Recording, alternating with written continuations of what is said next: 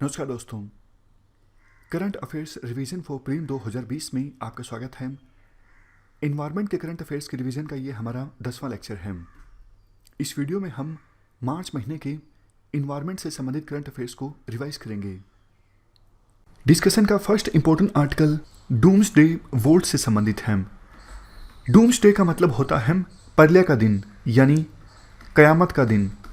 ऐसा दिन जब बहुत कुछ नष्ट हो गया है, जैसे देखो हाइड्रोजन बॉम्ब का वार स्टार्ट हो जाता है, न्यूक्लियर वार स्टार्ट हो जाता है, या फिर बहुत ही ज़बरदस्त भूकंप आ जाता है, सुनामी आ जाती है। ऐसी सिचुएशन में बहुत कुछ नष्ट हो गया। ये तिजोरी इस्टाब्लिश की गई थी 2008 में। अभी तक देखो इस तिजोरी में 10 लाख के आसपास सीड्स जो हैं स्टोर करके रखे गए हैं। वैसे भी देखो आज के समय में पूरे वर्ल्ड का जो खाना है वो एक जैसा होता जा रहा है।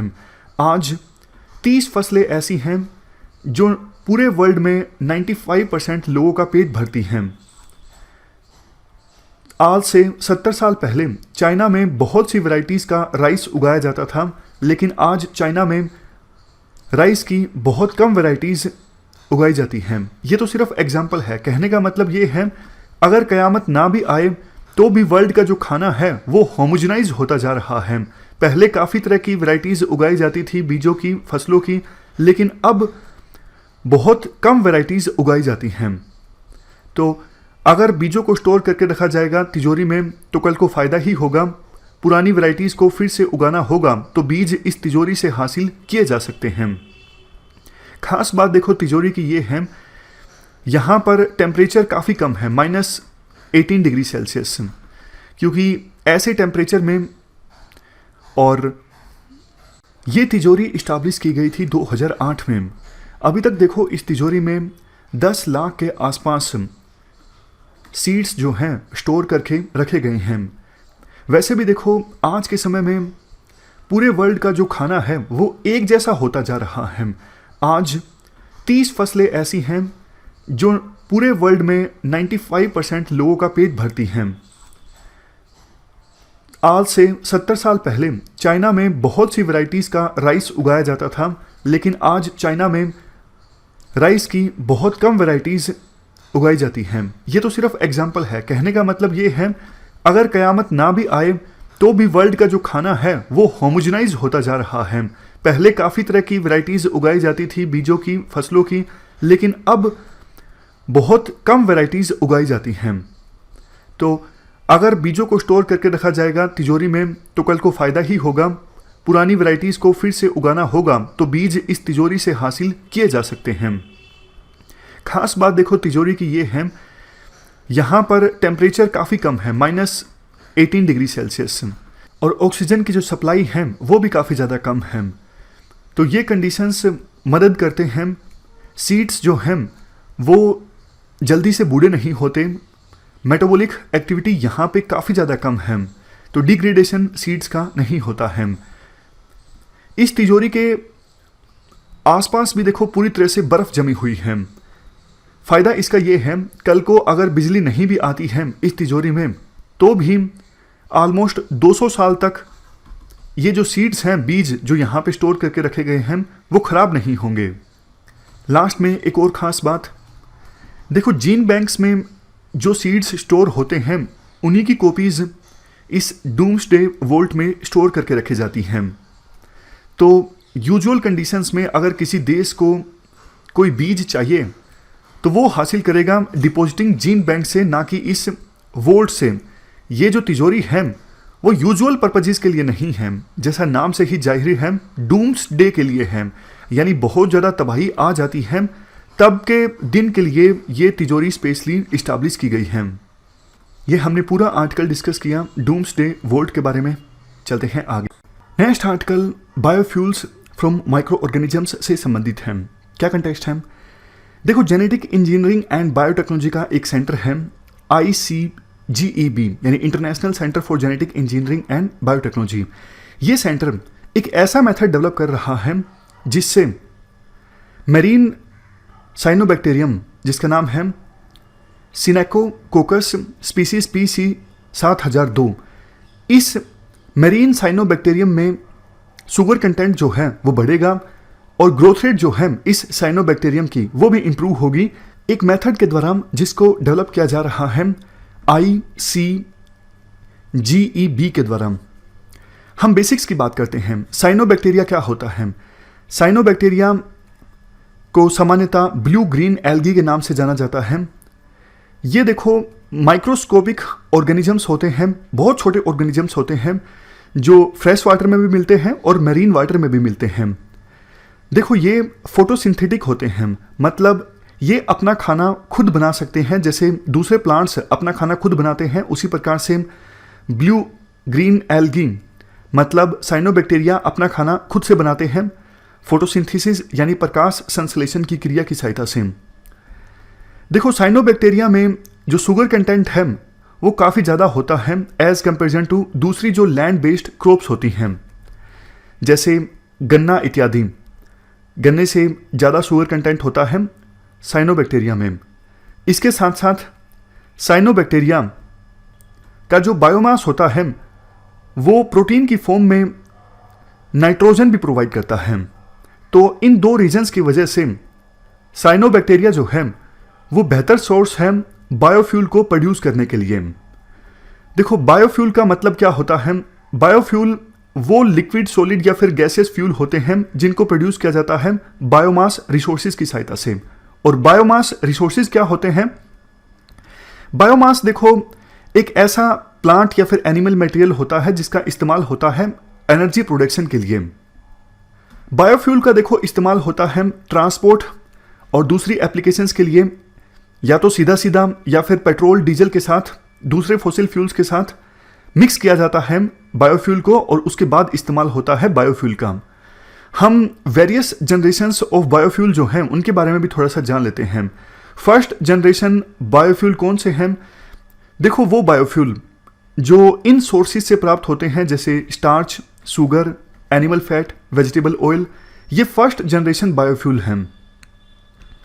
इसके बाद सेकेंड जनरेशन बायोफ्यूल वो हैं जो हमें नॉन फूड क्रॉप से प्राप्त होते हैं, जैसे cellulosic biofuel, waste biomass, for example stalks of wheat and corn या फिर वुड।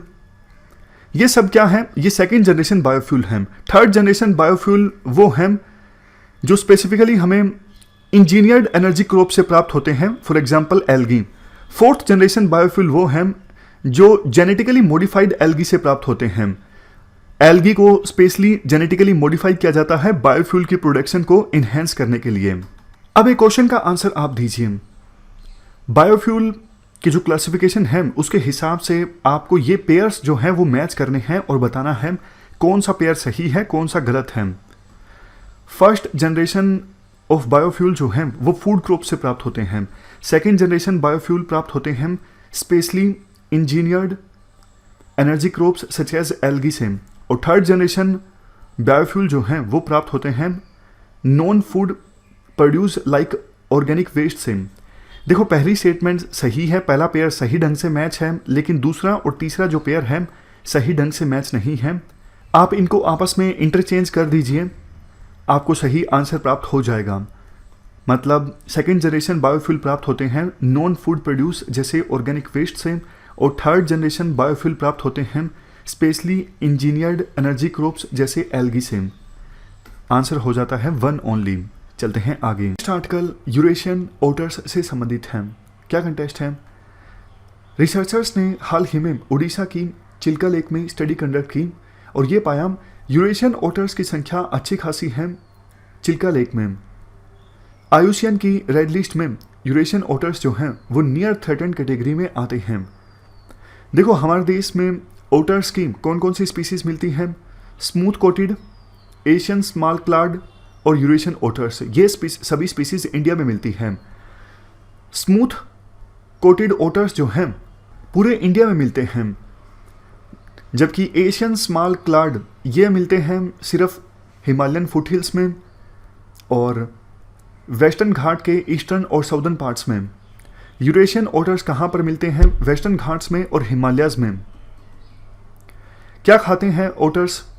देखो यूरेशियन ओटर्स की बात करें, काफ़ी सारे स्मॉल एनिमल्स, केकड़े और मछलियाँ खाई जाती हैं इनके द्वारा। ये झुंड में रहते हैं छोटे छोटे। वैसे तो रात को जागने वाले ये प्राणी हैं, बट अगर कोई एरिया लेस डिस्टर्ब्ड है, मतलब ह्यूमन एक्टिविटीज़ या फिर दूसरी एक्टिविटीज़ काफ़ी कम हैं, तो वहाँ पर दिन में भी इनके द्वारा एक्टिवनेस को शो किया जाता है। साइट्स की कन्वेंशन में ये अपेंडिक्स 1 में आते हैं और वाइल्ड लाइफ प्रोटेक्शन एक्ट 1972 के शेड्यूल 2 में आते हैं। Article list of migratory species से संबंधित है। बेसिक्स की बात पहले करते हैं। देखो, एक कन्वेंशन है, कन्वेंशन ऑन माइग्रेटरी स्पीसीज। ये कन्वेंशन फोकस करती है एंटायर रेंज में माइग्रेटरी स्पीसीज को कंजर्व करने पर। इस कन्वेंशन में 2 अपेंडिक्सेस हैं। अपेंडिक्स 1 में वो माइग्रेटरी स्पीसीज आती हैं जिनके बारे में खतरा है, वो जल्द लुप्त हो सकती हैं, और जबकि अपेंडिक्स 2 में वो माइग्रेटरी स्पीसीज आती हैं जिनको कंजर्व करने के लिए इंटरनेशनल कोऑपरेशन की आवश्यकता है, यानी विभिन्न देशों के बीच कोऑपरेशन की आवश्यकता है। तो ये हमने बात की कन्वेंशन ऑन माइग्रेटरी स्पीसीज की। इस कन्वेंशन के दोनों अपेंडिक्सेस में फिलहाल देखो 650 के आसपास माइग्रेटरी स्पीसीज हैं, और ख़ास बात ये है 650 स्पीसीज में से 457 स्पीसीज ऐसी हैं जिनका संबंध इंडिया से है। देखो, हाल ही में इस कन्वेंशन ऑन माइग्रेटरी स्पीसीज की कॉन्फ्रेंस ऑफ पार्टीज ऑर्गेनाइज हुई थी गुजरात के शहर गांधीनगर में। इस कॉन्फ्रेंस से पहले 451 स्पीसीज का नाता इंडिया से था, जितनी टोटल स्पीसीज थी इस कन्वेंशन में। लेकिन जो कॉन्फ्रेंस ऑर्गेनाइज हुई गुजरात के शहर गांधीनगर में, इस कॉन्फ्रेंस में इंडिया ने प्रपोज किया कि हमारी 6 और स्पीसीज को लिस्ट ऑफ माइग्रेटरी स्पीसीज में डाल दिया जाए, और इंडिया के प्रपोजल को स्वीकार कर लिया गया। यानी कॉन्फ्रेंस से पहले इंडिया में लिस्ट ऑफ माइग्रेटरी स्पीसीज में टोटल माइग्रेटरी स्पीसीज थी 451, लेकिन इस कॉन्फ्रेंस में 6 और माइग्रेटरी स्पीसीज को ऐड कर दिया गया है इस लिस्ट में। तो अब इंडिया में ये जो लिस्ट है माइग्रेटरी स्पीसीज की, इसमें टोटल स्पीसीज हैं 457। थोड़ी और इन्फॉर्मेशन, जिन 6 माइग्रेटरी स्पीसीज को ऐड किया गया है हाल ही में, Asian elephant, great Indian bustard, Bengal florican, इन तीनों को तो हमने एक आर्टिकल में डिस्कस भी किया था, आपको याद होगा, ऑलमोस्ट 1 हफ्ते पहले। 3 और स्पीसीज जो ऐड हुई हैं, oceanic white tip shark, यूरियल and smooth hammerhead shark. Total ये 457 जो स्पीसीज हैं, 457 में से 380 स्पीसीज बर्ड्स की हैं, 24 स्पीसीज माइग्रेटरी फिश की हैं, 46 माइग्रेटरी मैमल्स की स्पीसीज हैं। लार्जेस्ट ग्रुप जो है मैमल्स का इस लिस्ट में, वो देखो बैट्स का है, यानी चमगादड़ों का है। डॉल्फिन्स का second highest group of mammals हैं इस लिस्ट में। 9 माइग्रेटरी स्पीसीज हैं डॉल्फिन्स की इस लिस्ट में। 7 रेप्टाइल्स की स्पीसीज हैं, 7 में से 5 स्पीसीज तो देखो टर्टल्स यानी कछुओं की हैं। इसके अलावा इंडियन घड़ियाल और साल्ट वाटर क्रोकोडाइल, ये सब भी शामिल हैं कन्वेंशन ऑन माइग्रेटरी स्पीसीज में। एक सिंपल से क्वेश्चन का आंसर आप दे सकते हो। 2 स्टेटमेंट्स हैं आपके सामने।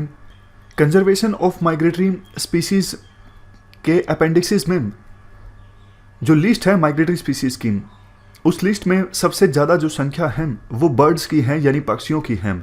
दूसरी स्टेटमेंट, CMS के अपेंडिक्सेस में टोटल जितनी स्पीसीज शामिल हैं, इंडिया एक अकेला 450 के आसपास स्पीसीज कंट्रीब्यूट करता है इस पूरी लिस्ट में आउट ऑफ 650।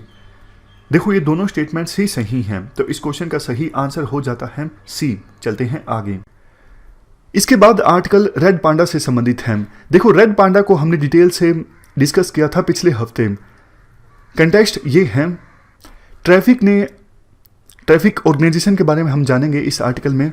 ट्रैफिक ऑर्गेनाइजेशन ने ये पाया है कि दूसरे एनिमल्स के लिए जो जाल बिछाया जाता है उसमें रेड पांडा फंस रहे हैं, जैसे मस्क डियर और वाइल्ड पिग्स। इनके लिए जाल बिछाते हैं और उन जाल में फंस जाते हैं रेड पांडा। तो रेड पांडा के बारे में हमने पिछले हफ्ते डिस्कस किया था। ट्रैफिक के बारे में हम जान लेते हैं।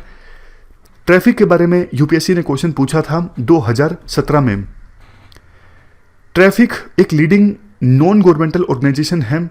इसका काम है वाइल्ड लाइफ ट्रेड को मॉनिटर करना मतलब वाइल्ड एनिमल्स और प्लांट्स में जो ट्रेड होता है उसे मॉनिटर करना ताकि बायोडाइवर्सिटी को कंजर्व किया जा सके, वाइल्ड एनिमल्स या फिर प्लांट्स जो हैं उन्हें प्रोटेक्ट किया जा सके और सस्टेनेबल डेवलपमेंट को इंश्योर किया जा सके। ये जॉइंट प्रोग्राम है WWF और IUCN का। IUCN जिसके द्वारा रेड लिस्ट जारी की जाती है, international union for conservation of nature, create किया गया था ट्रैफिक को 1976 में। हेडक्वार्टर कहाँ पर है? कैम्ब्रिज, यूनाइटेड किंगडम में।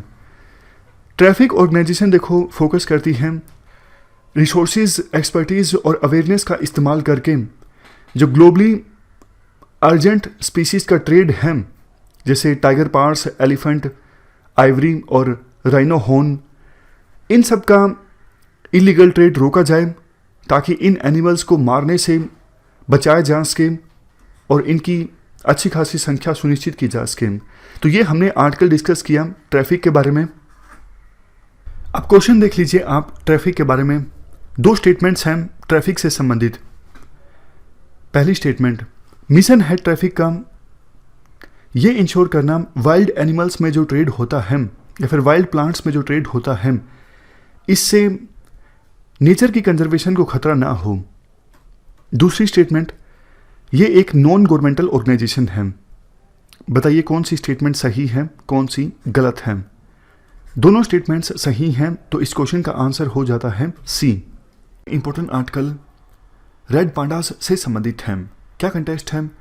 एक जेनेटिक स्टडी ने ये रिवील किया है चाइनीज रेड पांडा और हिमालयन रेड पांडा ये दोनों अलग अलग स्पीसीज हैं, ये दोनों सेपरेट स्पीसीज हैं। हम रेड पांडास के बारे में बात करें, ये स्मॉल आर्बोरियल मैमल हैं। आर्बोरियल मैमल मतलब वो मैमल होते हैं जो पेड़ों पर रहते हैं।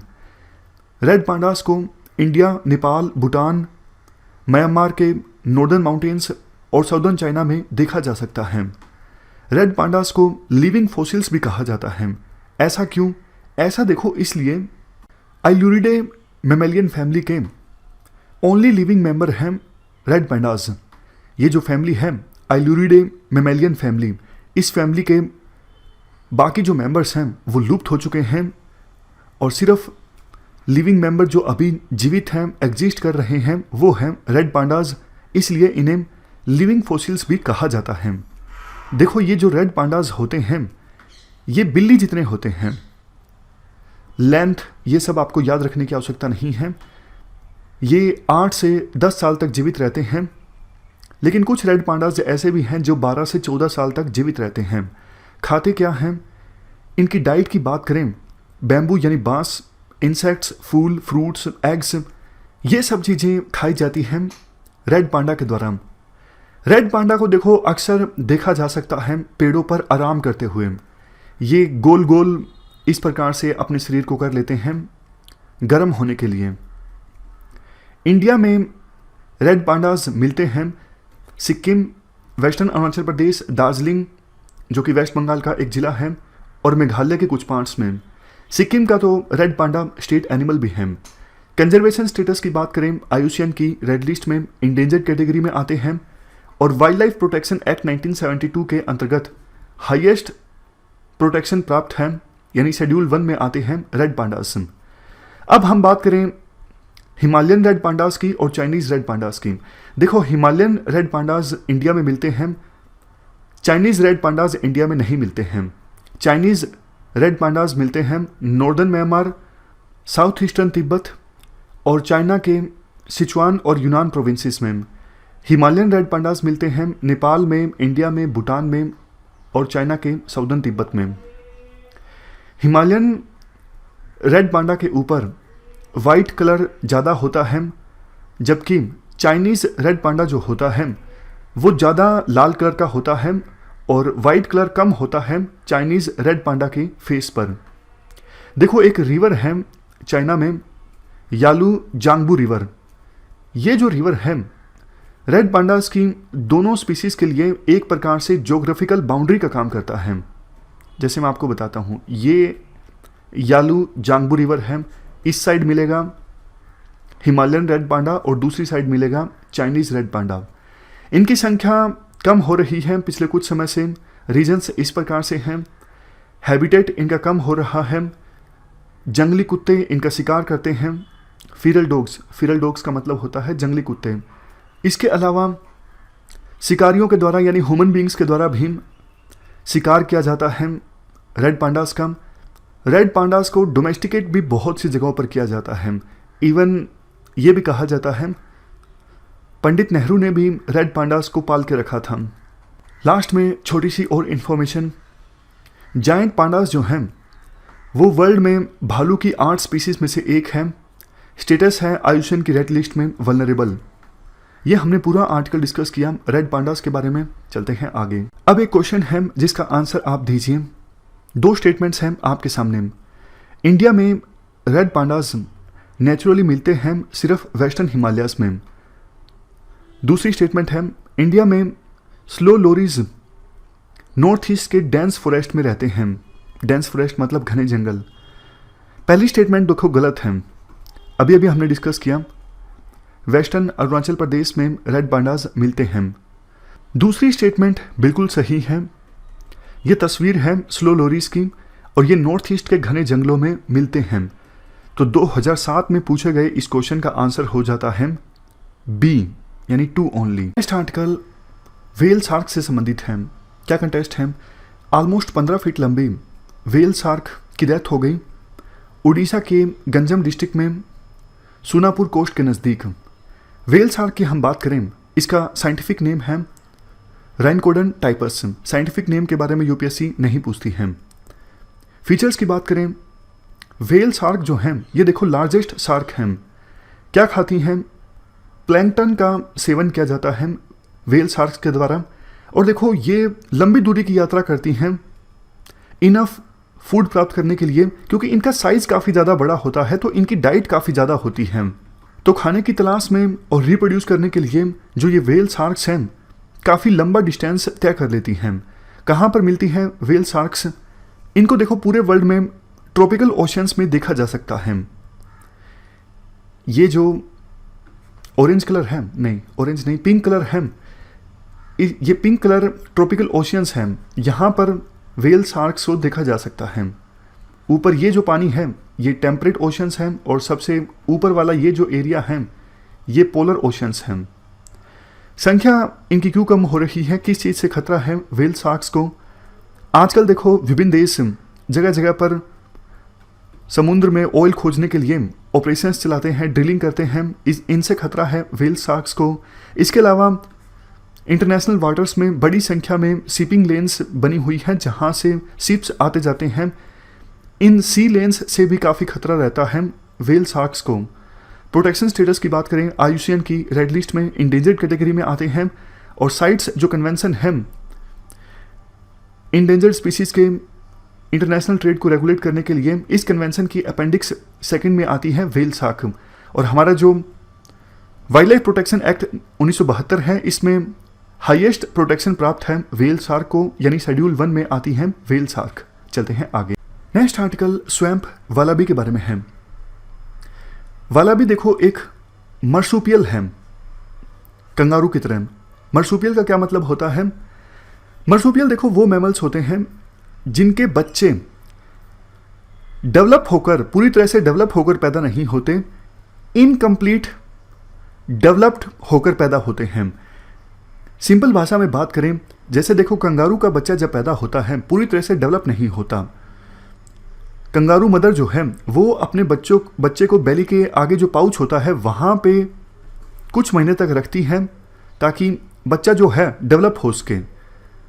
तो ऐसे मैमल्स को कहा जाता है मर्सूपियल, जिनके बच्चे पूरी तरह से डेवलप होकर जन्म नहीं लेते हैं। उन्हें मदर्स जो हैं पेट की थैली में रखते हैं कुछ महीनों तक ताकि बच्चे डेवलप हो सकें। तो ये वालाबी जो है ये भी कंगारू की तरह एक मर्सूपियल है। अभी रिसर्चर्स ने ये रिपोर्ट किया है वालाबी जो है अपनी पूरी लाइफ में, एडल्ट लाइफ की हम बात कर रहे हैं, वालाबी अपनी पूरी एडल्ट लाइफ में प्रेग्नेंट ही रहता है। ये कैसे पॉसिबल है? ये देखो इस प्रकार से पॉसिबल है क्योंकि वालाबी में अलग अलग 2 ओवरीज होती हैं और 2 यूटरस होते हैं। यूटरस वो जगह है डिलीवरी से पहले जहाँ पर बच्चे की नरिशिंग होती है, बच्चा पलता है, कोख जिसे हिंदी में कहा जाता है, और ओवरीज में एग्स जनरेट होते हैं। तो वल्बी में 2 अलग अलग यूट्रस हैं, 2 ओवरीज हैं। तो होता क्या है, इससे पहले कि एक बच्चे की डिलीवरी हो, इससे पहले ही 1-2 दिन पहले ही दूसरे एम्ब्रियो के लिए कंसीव कर लिया जाता है वल्बी के द्वारा। वैसे देखो ये बहुत ज़्यादा अलग चीज़ नहीं है, कंगारू में भी ऐसा होता है, लेकिन खास बात ये है कंगारू में बच्चे की डिलीवरी के 1-2 दिन बाद नेक्स्ट एम्ब्रियो के लिए कंगारू के द्वारा कंसीव किया जाता है। लेकिन वल्बी में डिफरेंट चीज़ ये है, बच्चे की डिलीवरी से 1-2 दिन पहले ही नेक्स्ट एम्ब्रियो के लिए कंसीव कर लिया जाता है वल्बी के द्वारा। तो पूरी जो एडल्ट लाइफ है प्रेग्नेंट रहता है वल्बी। ये भी कहा जाता है वल्बी के द्वारा एक साथ 3 बच्चों को लेके जो फीमेल वल्बी है वो चलती है, क्योंकि एक बच्चा पाउच में होता है, थैली में, एक बच्चा बिल्कुल छोटा होता है तो पैरों के नज़दीक रहता है, और एक बच्चा पेट में होता है, मतलब एम्ब्रियो जो होता है यूट्रस में। आयुष्मान की रेड लिस्ट में वल्बी जो है लीस्ट कंसर्न कैटेगरी में आता है। आर्टिकल ब्लैक कार्बन से संबंधित है। क्या कंटेस्ट है? Wadia institute of Himalayan geology के साइंटिस्ट ने अपनी एक स्टडी में पाया है कि गर्मियों के सीजन में गंगोत्री ग्लेशियर के नज़दीक ब्लैक कार्बन की जो कॉन्सेंट्रेशन है वो 400 गुना तक बढ़ गई, क्योंकि गर्मियों के सीज़न में काफ़ी जगहों पर फॉरेस्ट फायर्स देखने को मिली और किसानों ने अपने क्रॉप के रेजिड्यूज भी जलाए बहुत से इलाकों में। इस वजह से जो ब्लैक कार्बन है वो एटमॉस्फेयर में इमिट हुआ और गंगोत्री ग्लेशियर के नज़दीक भी बहुत सा ब्लैक कार्बन पहुंचा एटमॉस्फेयर से। ब्लैक कार्बन की हम बात करें, देखो फॉसिल फ्यूल्स जैसे पेट्रोल, डीजल या फिर पेड़ पौधों के इनकम्प्लीट कंबसन से, मतलब आधे अधूरे पेड़ पौधे जलते हैं या फिर पेट्रोल डीजल का कंप्लीट कंबसन नहीं हो पाता, इस वजह से ब्लैक कार्बन एटमॉस्फेयर में एमिट होता है। ब्लैक कार्बन वाइट स्नो के अपेक्षाकृत ज़्यादा सनलाइट को एब्जॉर्ब करता है। जो वाइट स्नो होती है, वाइट स्नो का एल्बिडो ज़्यादा होता है, मतलब ज़्यादा सनलाइट रिफ्लेक्ट की जाती है वाइट स्नो के द्वारा, सनलाइट का एब्जॉर्प्शन कम होता है। But comparison to white snow जो ये ब्लैक कार्बन होता है, ब्लैक कार्बन का एल्बिडो कम होता है, मतलब सनलाइट को कम रिफ्लेक्ट किया जाता है, ज़्यादा एब्जॉर्ब किया जाता है। अब देखो सनलाइट ज़्यादा एब्जॉर्ब होगी तो फिर हीट भी ज़्यादा एब्जॉर्ब होगी, टेम्परेचर बढ़ेगा, टेम्परेचर के बढ़ने से बर्फ़ जो है वो पिघलेगी। यही चिंता का कारण है कि ब्लैक कार्बन की कॉन्सेंट्रेशन अगर गंगोत्री ग्लेशियर के नज़दीक बढ़ती है तो इससे ग्लेशियर ज़्यादा जल्दी से पिघलेंगे। इसके बाद थोड़ी सी और इन्फॉर्मेशन डिस्कस करें। इंडिया देखो सेकेंड लार्जेस्ट एमिटर है ब्लैक कार्बन का पूरे वर्ल्ड में, और आने वाले दशकों में ब्लैक कार्बन का जो एमिशन है वो और ज़्यादा इंक्रीज होगा। ब्लैक कार्बन को क्लाइमेट चेंज में सेकेंड लार्जेस्ट कंट्रीब्यूटर माना जाता है कार्बन डाइऑक्साइड के बाद। बट देखो कार्बन डाइऑक्साइड जो एटमॉस्फेयर में कई सालों तक रह सकता है, इसके कंपैरिजन में ब्लैक कार्बन जो है एटमॉस्फेयर में बहुत कम समय तक रहता है, कुछ दिनों तक या फिर कुछ हफ्तों तक। उसके बाद रेन की सहायता से या फिर स्नो के थ्रू ब्लैक कार्बन जो है एटमॉस्फेयर से डिसअपियर हो जाता है और नया ब्लैक कार्बन आ जाता है पेट्रोल या फिर डीजल के इनकम्प्लीट कंबसन से या फिर बायोमास के इनकम्प्लीट बर्निंग से। तो ये हमने आर्टिकल डिस्कस किया ब्लैक कार्बन के बारे में। चलते हैं आगे बढ़ने से पहले एक क्वेश्चन का आंसर आप दे दीजिए। 3 स्टेटमेंट्स हैं आपके सामने ब्लैक कार्बन से संबंधित। वीडियो को पॉज करके इन 3 स्टेटमेंट्स को आप ध्यान से पढ़िए। देखो पहली स्टेटमेंट जो है वो सही है, सिंपल है, जो अभी भी हमने डिस्कस किया। ये जो बायोमास या फिर फॉसिल फ्यूल्स का इनकम्प्लीट कंबशन होता है, इससे ब्लैक कार्बन जनरेट होता है और एटमॉस्फेयर में एमिट होता है। दूसरी स्टेटमेंट गलत है। हमने डिस्कस किया ब्लैक कार्बन एटमॉस्फेयर में कुछ ही दिनों के लिए या फिर कुछ ही हफ्तों के लिए एग्जिस्ट करता है, तो ये स्टेटमेंट गलत हो जाती है।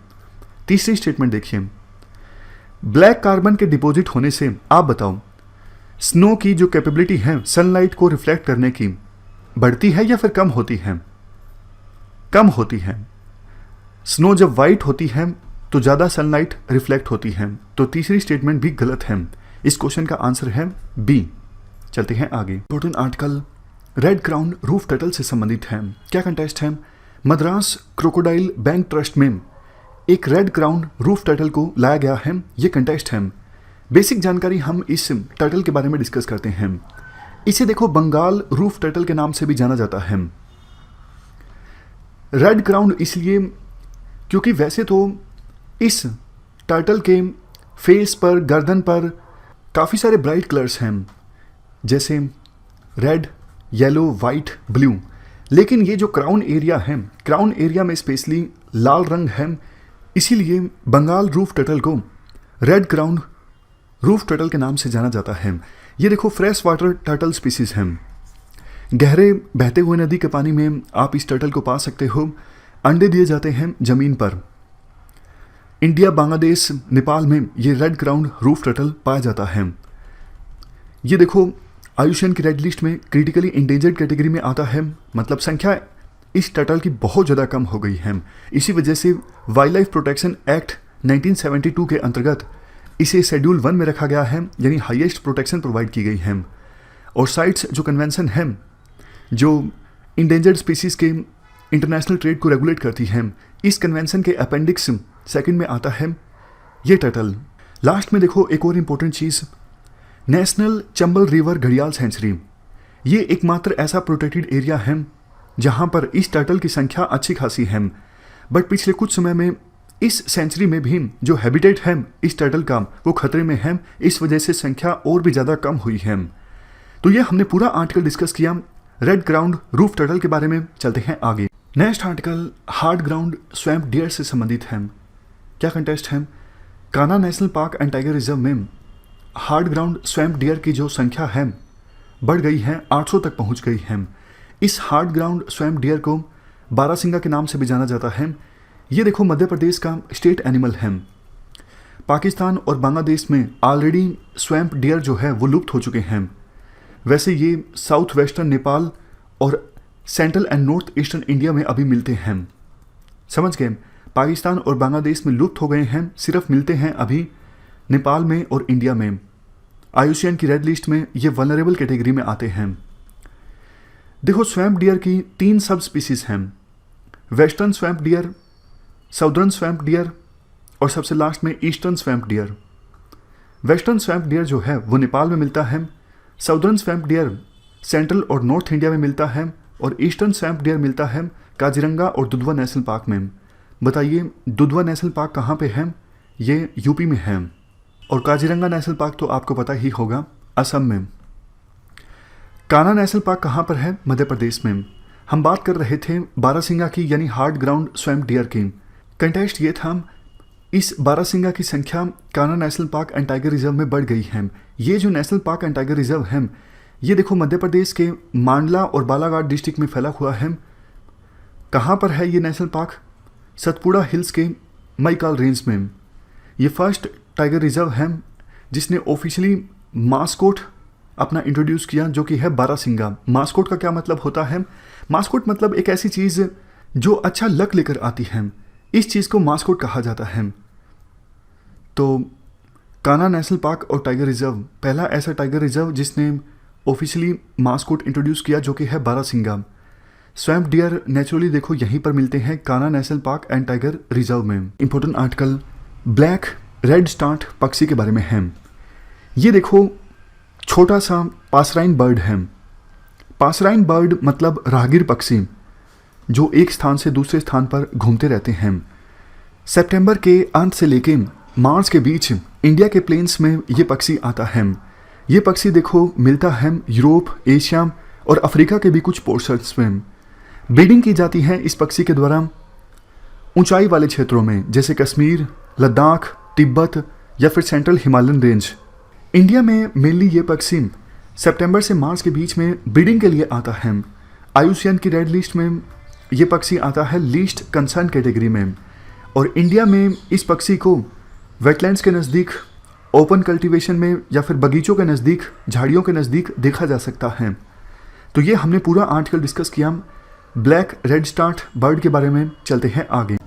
नेक्स्ट आर्टिकल गोर के बारे में है। गोर क्या है? गोर देखो एक इंडियन बाइसन है। बाइसन मतलब सांड। ये देखो लार्जेस्ट एक्सटेंट बोवाइन है, मतलब गाय जैसी जो कैटल होती हैं उनमें से सबसे बड़ा है ये गोर यानी इंडियन बाइसन। इसको देखा गया है वाल्मीकि रिजर्व में, क्योंकि वाल्मीकि रिजर्व में ग्रासलैंड कवर जो है काफ़ी ज़्यादा बढ़ चुका है, काफ़ी घास अभी देखी जा रही है वाल्मीकि टाइगर रिजर्व में। कहाँ पर है वाल्मीकि टाइगर रिजर्व वो हम बाद में जानेंगे, पहले इस इंडियन बाइसन के बारे में डिस्कस करते हैं। इसलिए ये गोर यानी इंडियन बाइसन जो है वापस आ गया है वाल्मीकि टाइगर रिजर्व में। लोकल नेम्स जो हैं गोर के वो इस प्रकार के हैं: सलाडन मलेशिया में, प्योंग म्यांमार में, और ग्याल और मिथुन ये गोर की डोमेस्टिकेटेड फॉर्म है। गोवा का स्टेट एनिमल है गोर। आयुष्मान की रेड लिस्ट में वल्नरेबल कैटेगरी में आता है। साइट्स जो कन्वेंशन है इंडेंजर्ड स्पीसीज के इंटरनेशनल ट्रेड को रेगुलेट करने के लिए, इस कन्वेंशन के अपेंडिक्स 1 में आता है। खतरा किससे है? शिकार किया जाता है गोर का कंजप्शन के लिए। सूटेबल हैबिटेट जो है वो काफ़ी ज़्यादा कम हो गया है गोर के लिए। इसके अलावा जो पालतू कैटल होते हैं उनसे बहुत बार डिजीज़ ट्रांसमिट हो जाते हैं गोर में यानी इंडियन बाइसन में। इस वजह से भी संख्या जो है इनकी कम हो रही है। अब थोड़ा सा हम जानें वाल्मीकि टाइगर रिजर्व के बारे में। ये देखो नेशनल पार्क भी है, वाइल्ड लाइफ सेंचुरी भी है। कहाँ पर है? इंडिया नेपाल बॉर्डर पर है, बिहार के वेस्ट चंपारण डिस्ट्रिक्ट में, गंडक रिवर के ऊपर। ये बिहार में एकमात्र नेशनल पार्क और टाइगर रिजर्व है। अब हम आगे चलते हैं। महुआ न्यूट्री बेवरेज के बारे में है। पहले हम महुआ का मतलब जानते हैं। ये देखो एक फॉरेस्ट ट्री है। महुआ पेड़ की खाल का, फूलों का और सीड्स यानी बीजों का इस्तेमाल होता है बहुत सारे पर्पजेस के लिए। जैसे महुआ ट्री के जो फ्रूट्स हैं उनको एज ए सब्जी इस्तेमाल किया जाता है। बीज जो हैं महुआ के बीजों में 40% पेल येलो ऑयल होता है, तो इस येलो ऑयल का इस्तेमाल होता है खाने में। महुआ के फूल में 65 to 70% sugar, cellulose, albuminous substances, S, enzyme, east, water. वैसे देखो महुआ पेड़ के और भी काफ़ी सारे यूजेस हैं। एज ए मेडिसिन यानी दवाई के तौर पे इस्तेमाल किया जा सकता है। कॉमर्शियल यूजेस, फॉर एग्जांपल साबुन बनाना है, डिटर्जेंट की मैन्युफैक्चरिंग करनी है, महुआ पेड़ का इस्तेमाल हो सकता है। ऑयल को एक्सट्रैक्ट करने के लिए, स्किन का ख्याल रखने के लिए भी महुआ पेड़ का इस्तेमाल होता है। देखो महुआ पेड़ पर जो फूल लगते हैं 90% जो फूल होते हैं उनका इस्तेमाल होता है अल्कोहल मैन्युफैक्चरिंग के लिए, फॉर एग्जांपल बियर बनाने के लिए, शराब बनाने के लिए। रूरल इकोनॉमी में महुआ का जो ये पेड़ है बहुत इंपॉर्टेंट रोल प्ले करता है। साइंटिफिक नेम है मडुका इंडिका। महुआ पेड़ के जो फूल हैं वो काफ़ी रिच सोर्स हैं कैल्शियम के, मिनरल्स के, विटामिन्स के और शुगर्स के। अब हम कंटेक्स्ट की बात करते हैं। बेसिक जानकारी हमने डिस्कस कर ली, ये थोड़ी सी वैसे और भी जानकारी है। इंडिया के ड्राई रीजन में महुआ का पेड़ मिलता है। मल्टीपर्पज ट्री है। इसे ट्रॉपिकल और सब ट्रॉपिकल एरियाज में देखा जा सकता है, फॉर एग्जांपल नॉर्थ इंडिया के फॉरेस्ट या फिर सेंट्रल इंडिया के कुछ पार्ट्स। अब कंटेक्स्ट की बात करते हैं। जैसा मैंने आपको बताया 90% महुआ के जो फूल होते हैं उनका इस्तेमाल किया जाता है शराब बनाने के लिए। अब गवर्नमेंट खुद ही प्लान कर रही है कि महुआ बेस्ड एक एल्कोहलिक बेवरेज मार्केट में उतारा जाए। बेवरेज का क्या मतलब है? देखो पानी को छोड़ के जो भी पेय पदार्थ हैं जैसे tea, coffee, Pepsi, Coke, whisky, rum, beer, cocktail, mocktail, ये सारे बेवरेजेस हैं। तो गवर्नमेंट अपना एक महुआ न्यूट्री बेवरेज मार्केट में उतारेगी। इसमें अल्कोहल कंटेंट कम होगा लेकिन न्यूट्रिशनल वैल्यू इस बेवरेज की ज़्यादा होगी। कीमत होगी 750 ml 700 रुपये। कीमत आपको याद रखने की आवश्यकता नहीं है, ये बेकार की बातें हैं। जैसे 6 फ्लेवर्स में होगा, जैसे एप्पल फ्लेवर अलग से, बनाना फ्लेवर, इस प्रकार के 6 अलग अलग फ्रूट्स के आधार पर फ्लेवर भी होगा इस महुआ न्यूट्री बेवरेज का। किसके द्वारा इसे डेवलप किया गया है? इसे देखो IIT दिल्ली ने डेवलप किया है ट्रिफेड के साथ कोलैबोरेशन करके। ट्रिफेड क्या है? ये देखो एक एजेंसी है जो ट्राइबल प्रोडक्ट्स की मार्केटिंग का काम करती है। 1987 में इसे इस्टेब्लिश किया गया था। तो हर एक स्टेट को अपने आप से ही रेलेवेंट क्लियरेंस एक्वायर करना होगा इस महुआ न्यूट्री बेवरेज के लिए। ट्रिफेड ने एक MOU साइन किया है नेशनल रिसर्च डेवलपमेंट कॉरपोरेशन के साथ। किस लिए? ताकि देखो जो भी सूटेबल एंटरप्रेन्योर हैं जो प्रोड्यूस करना चाहते हैं महुआ न्यूट्री बेवरेज को या फिर मार्केटिंग करना चाहते हैं, उनको चूज किया जा सके।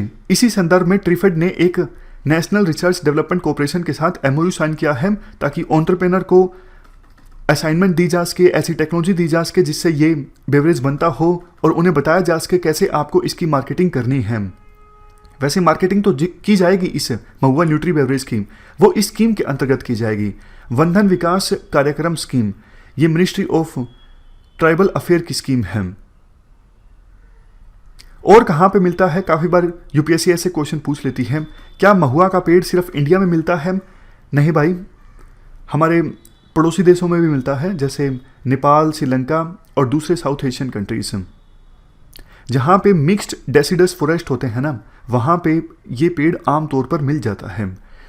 तो महुआ न्यूट्री बेवरेज के बारे में हमने आर्टिकल डिस्कस किया। चलते हैं आगे। आर्टिकल वाइट जिराफ से संबंधित है। देखो वर्ल्ड में 2 ही वाइट जिराफ थे और 2 में से एक को तो शिकारियों ने मार दिया है, तो एक ही वाइट जिराफ अब बच गया है। वाइट जिराफ्स को सबसे पहले देखा गया था 2016 में। वाइट जो अपीयरेंस है इन वाइट जिराफ की, वो देखो ल्यूकिज्म की वजह से है। ल्यूकिज्म में क्या होता है? ये एक जेनेटिक कंडीशन है जिसमें स्किन सेल्स में पिगमेंटेशन नहीं होता। पिगमेंट का मतलब होता है natural colouring matter of animal और प्लांट टिश्यू, मतलब प्लांट्स में और एनिमल्स में जो कलरिंग मैटर होता है, नेचुरल कलरिंग मैटर, उसे पिगमेंट कहा जाता है। तो ल्यूकिज्म एक ऐसी जेनेटिक कंडीशन है जिसमें स्किन सेल्स में पिगमेंटेशन नहीं होता और इसी ल्यूकिज्म की वजह से जिराफ वाइट दिख रहे थे। 2 वाइट जिराफ देखे गए थे, एक को शिकारियों के द्वारा मार दिया गया है। इसके बाद देखो मिलेनिन एक डार्क बायोलॉजिकल पिगमेंट है जो कि स्किन में, बालों में, पंखों में, स्केल्स में, आईज में और कुछ इंटरनल मेम्ब्रेन्स में मिलता है। इसके बाद जिराफ के बारे में कुछ और इन्फॉर्मेशन हम डिस्कस कर लेते हैं। स्वाना ग्रासलैंड्स में मोस्टली जिराफ मिलता है। थ्रू आउट अफ्रीका जिराफ को देखा जा सकता है। 2016 में IUCN ने जिराफ को वल्नरेबल कैटेगरी में डाल दिया था क्योंकि 1985 के बाद से ही जिराफ की टोटल जो पॉपुलेशन है वो 40% तक कम हो गई है। मुख्य रीजन्स पॉपुलेशन के कम होने के हैं habitat loss, civil unrest. Africa के बहुत सारे देशों में विभिन्न ग्रुप्स के बीच लड़ाई चलती रहती है, सिविल वार चलता रहता है। ये भी एक रीज़न है कि जिराफ की पॉपुलेशन कम हुई है। इसके अलावा इकोलॉजिकल इश्यूज और सबसे लास्ट में शिकार जो शिकारियों के द्वारा किया जाता है। जिराफ साइट्स कन्वेंशन के अपेंडिक्स 2 में आते हैं। देखो UPSC ने ना एक बार क्वेश्चन पूछा था कि किसी शायद प्लांट था, पता नहीं एनिमल था, कि वो साइट्स की कौन सी अपेंडिक्स में आता है। तो उसके बाद से करंट अफेयर जब भी हम कवर करते हैं किसी प्लांट से संबंधित, एनिमल से संबंधित, तो नेचर चेंज हो गया। हम अपेंडिक्स भी डिस्कस करते हैं। कुछ सालों तक तो ये चलता रहेगा जब तक कि बिल्कुल हमें श्योर हो जाए कि UPSC फिर से अपेंडिक्स के बारे में नहीं पूछेगी। हर साल ऐसा ही होता है। मतलब UPSC कोई ऐसी चीज़ पूछ लेती है, जैसे कलमकारी साड़ी के बारे में पूछ लिया, तो आने वाले कुछ सालों में जब भी हम न्यूज़पेपर में कोई साड़ी आएगी उसके बारे में डिस्कस करेंगे, क्योंकि पता नहीं लगता UPSC रिपीट भी कर सकती है उसी नेचर के करंट अफेयर को फिर से। तो इसलिए करंट अफेयर जो हम कवर करते हैं हर साल, नेचर जो है वो UPSC के क्वेश्चंस के आधार पर चेंज होता रहता है। 2001 में UPSC वैसे क्वेश्चंस पूछती थी, जैसे मैच कीजिए ये क्लासिकल डांसर हैं, भरतनाट्यम से जुड़े हुए ये डांसर हैं, या फिर ये दूसरे डांस से जुड़े हुए डांसर हैं, या फिर ये जो पर्सन है तबला बजाते हैं। इस प्रकार के क्वेश्चन UPSC के द्वारा 2001 उस समय पूछे जाते थे। लेकिन बहुत साल हो गए यूपीएससी अब इस प्रकार से क्वेश्चन नहीं पूछती है, इसलिए हम कवर भी नहीं करते हैं। तो जब भी आप तैयारी करो ना, आप अपने सामने पुराने पेपर जरूर सामने रखो ताकि ट्रेंड के बारे में आपको पता लगता रहे। जैसे एक और एग्जांपल आप देखिए, स्पोर्ट्स से संबंधित क्वेश्चन यूपीएससी ने पिछले बहुत सालों में नहीं पूछे हैं, 20-25 सालों में।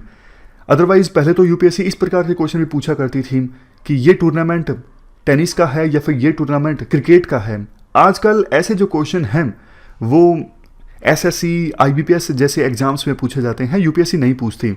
लेकिन आगे कभी यूपीएससी ने ऐसा क्वेश्चन पूछ लिया फिर से कि ये टूर्नामेंट कौन से खेल का है, तो फिर करंट अफेयर में जब भी हम कवर करेंगे तो ऐसे क्वेश्चंस हम कवर करना स्टार्ट कर देंगे। तो एसेंस यही निकलता है कि पुराने पेपर आप हमेशा अपने सामने रखिए ताकि आपको भी पता लगता रहे क्या इंपॉर्टेंट है, क्या इंपॉर्टेंट नहीं है। Article world climate and security report से संबंधित है। पहला क्वेश्चन ये बनता है किसके द्वारा ये रिपोर्ट रिलीज की गई है। ये रिपोर्ट रिलीज की गई है international military council on climate and security के द्वारा। क्या है इस रिपोर्ट में? इस रिपोर्ट में बताया गया है कि देखो, क्लाइमेट चेंज की वजह से पानी की और ज़्यादा कमी होगी, इससे वर्ल्ड में और ज़्यादा इंस्टेबिलिटी आएगी। 2030 आते आते ग्लोबल इनसिक्योरिटी जो है, यानी ग्लोबल सिक्योरिटी को खतरा होगा पानी की कमी की वजह से, जो कि हो रही है धीरे धीरे क्लाइमेट चेंज की वजह से। 2040 आते आते बहुत से लोगों को डिस्प्लेस होना पड़ेगा, एक स्थान से दूसरे स्थान पर जाना पड़ेगा पानी की कमी की वजह से। नेचुरल डिजास्टर्स की जो फ्रीक्वेंसी है वो भी बढ़ेगी पानी की कमी की वजह से। ये सब होगा 2040 आते आते। जब देखो ऐसी सिचुएशन आ जाएगी तो किसी देश के अंदर भी और एक देश के दूसरे देश के साथ भी कन्फ्लिक्ट जो हैं वो बढ़ेंगे। तो ये सब बातें इस रिपोर्ट में बोली हुई हैं। हम बात कर लेते हैं international military council on climate and security की। इसको लॉन्च किया गया था 2019 में हेग में, नीदरलैंड में। ये देखो सीनियर मिलिट्री लीडर्स जो हैं वर्ल्ड में, इंडिया के सीनियर मिलिट्री लीडर, दूसरे देशों के मिलिट्री लीडर, उन मिलिट्री लीडर्स का ये एक नेटवर्क है। रेगुलर बेसिस पे ये मिलिट्री लीडर्स आपस में मिलते हैं, डिस्कशन करते हैं, पॉलिसी बनाते हैं कि क्लाइमेट चेंज की वजह से सिक्योरिटी को वर्ल्ड में जो रिस्क पैदा हो रहा है, मतलब इनसिक्योर सिचुएशन पैदा हो रही है वर्ल्ड में क्लाइमेट चेंज की वजह से, उससे निपटने के लिए क्या इंटरनेशनल एक्शन लिए जा सकते हैं, इस संदर्भ में पॉलिसीज बनाई जाती हैं इन मिलिट्री लीडर्स के द्वारा, जिनके नेटवर्क को कहा जाता है international military council on climate and security. इस काउंसिल को एडमिनिस्टर किया जाता है centre for climate and security के द्वारा। ये centre for climate and security जो है नॉन प्रॉफिट ऑर्गेनाइजेशन है। चलते हैं आगे। नेक्स्ट आर्टिकल ओकुलू डेंटाविस खाउनग्रे के बारे में है। क्या कंटेस्ट है? साइंटिस्ट के एक ग्रुप ने स्मॉलेस्ट डायनासोर को डिस्कवर किया है। देखो, डायनासोर के स्कल का रिमेल मिला है। स्कल मतलब खोपड़ी। डायनासोर की खोपड़ी का एक अवशेष मिला है नॉर्दर्न म्यांमार में। इसका साइज देखो, अभी के समय में जो हमिंग बर्ड होता है, हमिंग बर्ड के साइज के समान है। ये जो अवशेष मिला है ये ऑलमोस्ट 99 मिलियन ईयर्स पुराना है। ये अवशेष मिला है, ये मीजोजोइक ईरा का रहा होगा। मीजोजोइक ईरा था 250 मिलियन ईयर्स से लेकर 65 मिलियन ईयर पहले। जिस डायनासोर की हम बात कर रहे हैं, जिसका स्कल मिला है, इसका देखो वेट 2 ग्राम से भी कम रहा होगा, क्योंकि स्कल जो मिला है, खोपड़ी जो मिली है, वो इतनी छोटी है हमिंग बर्ड जैसी। हमिंग बर्ड का जो वेट होता है 2 ग्राम से कम होता है, तो उसी के अनुसार ये अनुमान लगाया जा रहा है ये डायनासोर भी 2 ग्राम से कम का रहा होगा। कुछ और अन्य बातें इस डायनासोर के बारे में जिसकी डिस्कवरी की गई है, हमें पता लगेगा देखो और ज़रा रिसर्च करने पर कैसे डायनासोर इतने छोटे इवोल्व हुए, और हड्डी वाले बॉडी की साइज की जो लोएस्ट लिमिट है डायनासोर की वो कितनी है। मतलब वो डायनासोर जिनमें हड्डी होती है उनकी बॉडी की लोएस्ट लिमिट कितनी है, इस बारे में भी अंदाज़ा लगाया जा सकता है और ज़्यादा रिसर्च करके। इसके अलावा एनिमल का स्कल 2 सेंटीमीटर से भी छोटा है और कई सारे दांत हैं स्कल के ऊपर। इससे पता लगता है कि इंसेक्ट्स या फिर दूसरे बिना हड्डी वाले जो ऑर्गेनिजम्स होते हैं उनका शिकार किया जाता था इस डायनासोर के द्वारा।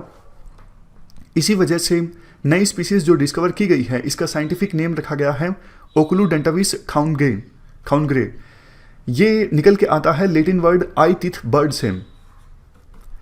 एक खास बात, ये जो डायनासोर डिस्कवर किया गया है इसमें देखो आंखें जो हैं वो हेड की साइड हैं। इसका मतलब ये है डायनासोर के पास या तो बहुत ही कम बाइनोकुलर विजन थी या फिर नहीं थी। और एक और चीज़, आंखों में लाइट की जो एक्सेस थी वो काफ़ी कम थी, मतलब आंखों में काफ़ी कम लाइट आती थी। इससे ये भी पता लगता है ये जो डायनासोर थे ये एक्टिव होते थे दिन के समय भी। तो ये हमने पूरा आर्टिकल डिस्कस किया ओकुलुडेंटाविस खाउनग्रे के बारे में। ये सबसे छोटा डायनासोर डिस्कवर किया गया है नॉर्दर्न म्यांमार में। नेक्स्ट आर्टिकल हाउस स्पैरो के बारे में है। क्या कंटेस्ट है? देखो, हाउस स्पैरो के बारे में जागरूकता फैलाने के लिए 20 मार्च का जो दिन है वर्ल्ड स्पैरो डे के रूप में ऑब्जर्व किया जाता है। सबसे पहले 2010 में 20 मार्च का दिन वर्ल्ड स्पैरो डे के रूप में ऑब्जर्व किया गया था। इंडिया में ये इनिशिएटिव स्टार्ट किया गया था नेचर फॉरएवर सोसाइटी के द्वारा। इंडिया में देखो हाउस स्पैरो पूरे देश में मिलती है, असम वैली तक और असम हिल्स के लोअर पार्ट्स में भी। ईस्टर्न हिमालयस में इस स्पीसीज को रिप्लेस किया जाता है यूरेशियन ट्री स्पैरो के द्वारा। कंजर्वेशन स्टेटस की बात करें तो IUCN की रेड लिस्ट में लीस्ट कंसर्न कैटेगरी में आती है हाउस स्पैरो। लेकिन पिछले कुछ समय में संख्या काफ़ी कम हुई है, क्योंकि एक तो हमारे घरों का जो आर्किटेक्चर है हाउस स्पैरोज के लिए काफ़ी अनफ्रेंडली हो गया है। क्रॉप्स में केमिकल फर्टिलाइजर्स का काफ़ी इस्तेमाल किया जाता है, नॉइस पोल्यूशन और व्हीकल्स से जो धुआं निकलता है ये भी काफ़ी ज़्यादा हानिकारक होता है हाउस स्पैरोज के लिए। अगर देखो हैबिटेट की बात करें, इंडिया के अलावा कहाँ पर मिलती है हाउस स्पैरो? हाउस स्पैरो देखो पूरे वर्ल्ड में मिलती है, हर एक कॉन्टिनेंट में, अंटार्कटिका, चाइना और जापान को छोड़कर। देखो यहाँ पे थोड़ा सा डाउट है। अभी एक वेबसाइट पर थोड़ा सा देखा जिसमें ये लिखा गया है कि जापान के भी काफ़ी सारे आइलैंड्स पर हाउस स्पैरो मिलती है। तो ये चेक करना पड़ेगा, कॉन्ट्राडिक्शन देखने को मिल रही है इस फैक्ट में। मूल निवासी देखो हाउस स्पैरो जो है यूरेशिया और नॉर्थ अफ्रीका की है। ह्यूमन सेटलमेंट्स के नज़दीक ज़्यादा देखा जाता है हाउस स्पैरो को, और अर्बन सिटीज़ में तो देखो मोस्ट कॉमनली फाउंड स्पीसीज है हाउस स्पैरो। चलते हैं आगे। नेक्स्ट आर्टिकल ग्रीन को रेटिंग सिस्टम के बारे में है। ग्रीन को रेटिंग सिस्टम के बारे में जानने से पहले हम जान लेते हैं ग्रीन को मिशन के बारे में। देखो ये मिशन इंश्योर करता है हमारे देश में जो इंडस्ट्रीज़ हैं उनकी इन्वायरमेंटल परफॉर्मेंस इंप्रूव हो। क्या मतलब है इस लाइन का? इसका मतलब देखो ये है, इंडस्ट्रीज़ के द्वारा जो एक्टिविटीज़ कैरी आउट की जाती हैं शुरुआत से लेके आखिर तक, मतलब लाइफ साइकिल में जो भी एक्टिविटीज़ इंडस्ट्रीज़ के द्वारा की जाती हैं, प्रोडक्ट को डिजाइन करने से लेकर इनपुट्स को प्रोक्योर करना, मतलब कच्चे माल को, रॉ मटेरियल को प्रोक्योर करना, अपना सामान जब पूरा मैन्युफैक्चर हो जाता है उसे दूसरी स्थान पर पहुंचाना, distribution, product use, waste management, recycling, मतलब जो भी एक्टिविटीज़ कैरी आउट की जाती है इंडस्ट्रीज़ के द्वारा उनसे इन्वायरमेंट को कम से कम नुकसान पहुंचे। ये मतलब है कि इंडस्ट्रीज़ की इन्वायरमेंटल परफॉर्मेंस को इम्प्रूव करने का। तो देखो इसी को ध्यान में रखते हुए कॉन्फेडरेशन ऑफ इंडियन इंडस्ट्री के द्वारा ये रेटिंग सिस्टम लॉन्च किया गया है, ग्रीन को रेटिंग सिस्टम। इस रेटिंग सिस्टम में कंपनीज को 10 पैरामीटर्स के आधार पर एनालाइज किया जाता है और उसके बाद बताया जाता है कि कोई कंपनी जो है वो कितनी इन्वायरमेंट फ्रेंडली है। ये 10 पैरामीटर्स हैं जिनके आधार पर किसी भी कंपनी को रेटिंग दी जाती है। Energy efficiency, water conservation, renewable energy, greenhouse gases का mitigation, waste management, material conservation, recycling and recyclability, green supply chain, product stewardship, life cycle assessment, green building features, biodiversity and innovation. ये देखो आपको वैसे याद रखने की आवश्यकता नहीं है, इतना डीप में जाकर यूपीएससी क्वेश्चन पूछेगी संभावना कम है। हाँ, इतना जरूर पूछा जा सकता है कि ये रेटिंग किसके द्वारा डेवलप की गई है, तो इसका आंसर हो जाएगा CII यानी कॉन्फेडरेशन ऑफ इंडियन इंडस्ट्री। तो रेटिंग के आधार पर पता लग सकता है कि कौन सी कंपनी कितनी इन्वायरमेंट फ्रेंडली है। और ये रेटिंग जो है वैलिड रहती है 3 साल तक। 3 साल के बाद दोबारा से रेटिंग हासिल करनी होती है। इसके अलावा देखो लास्ट में एक और इम्पोर्टेंट बात, 2015 में Paris climate change agreement sign हुआ था और सभी देशों ने टारगेट रखा था हम इतना एमिशन कम करेंगे या फिर क्लाइमेट चेंज को एड्रेस करने के लिए ये स्टेप लेंगे। तो जो इंडिया का इंटेंडेड नेशनली डिटरमाइंड कंट्रीब्यूशन है, मतलब जो हमने टारगेट रखा है, उसमें हमने एक्नॉलेज किया है कि इंडिया अपनी तरफ से प्रयास कर रहा है क्लाइमेट चेंज को एड्रेस करने की दिशा में, और उसी का ये एग्जाम्पल है ग्रीन को रेटिंग सिस्टम। समझ गए? मतलब क्लाइमेट चेंज को एड्रेस करने की दिशा में इंडिया ने जो एक्शन लिए हैं उनमें से एक है ग्रीन को रेटिंग सिस्टम।